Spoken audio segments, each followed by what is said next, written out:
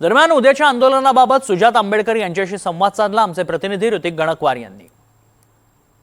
वंचित बहुजन आघाडीनं उद्या महाराष्ट्र बंदची हाक दिलेली आहे आणि या संदर्भात बोलण्यासाठी आपल्यासोबत सुजात आंबेडकर जे आहेत NDTV मध्ये स्वागत। उद्या बंदची हाक दिलेली आहे, कशा प्रकारचं उद्या आंदोलनाचा दिवस असेल?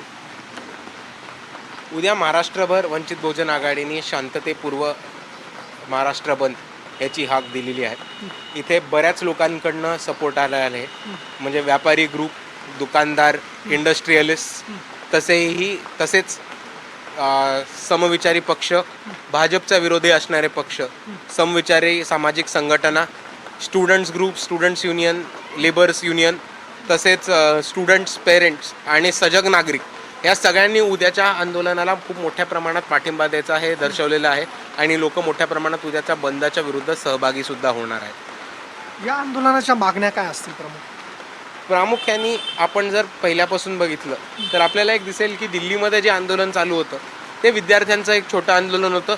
नीटचा पेपर फुटी झाली, त्याच्यामध्ये 21 लोकांनी आपला जीव गमावला आणि त्यांच्यासाठी न्याय मागण्यासाठी हे आंदोलन होतं। त्यांची एकच मागणी होती की नीटचा पॅटर्न बदलावा, धर्मेंद्र प्रधान यांनी राजीनामा द्यावा आणि जे लोक लीक करतात त्यांच्यावरती कारवाई व्हावी। पण सरकारने या आंदोलनाला कुठेतरी त्यांच्याशी संवाद साधायला पाहिजे होता, डिस्कशन केलं पाहिजे होतं। पण सरकारने हे कोणत्या प्रकारे न करता जो एक शांतता मार्च निघाला त्याच्यावरती खूप मोठ्या प्रमाणात lathi charge, tear gas, water cannon ह्याचा वापर केला। आपण जर फोटोज बघितले तर आपल्याला हेही दिसेल की असे बरेचसे लोक होती जे वर्दी नव्हते पण मुलांवरती हल्ला करत होते, बरेचसे टॅग लपवलेले होते। तर आता हा सरळ सरळ भाजपच्या भाड्याचे गुंड पोलिसांचे दंडे हातात घेऊन विद्यार्थ्यांना मारण्याचा प्रकार आहे आणि ही लोकशाही नाही तर ही दडपशाहीचा प्रकार आहे। आपण गांभीर्य समजून घ्या, जेव्हा विद्यार्थी देशभरातल्या कानाकोपऱ्यातले ज्यांचं राजकीय काही अस्तित्व नाही आहे, राजकीय काही फॉलोईंग नाही आहे, त्यांचे 90% लोक जे आले त्यांच्या आईबापांनी भाजपला मतदान केलेत अशी बिचारी पोर आहेत।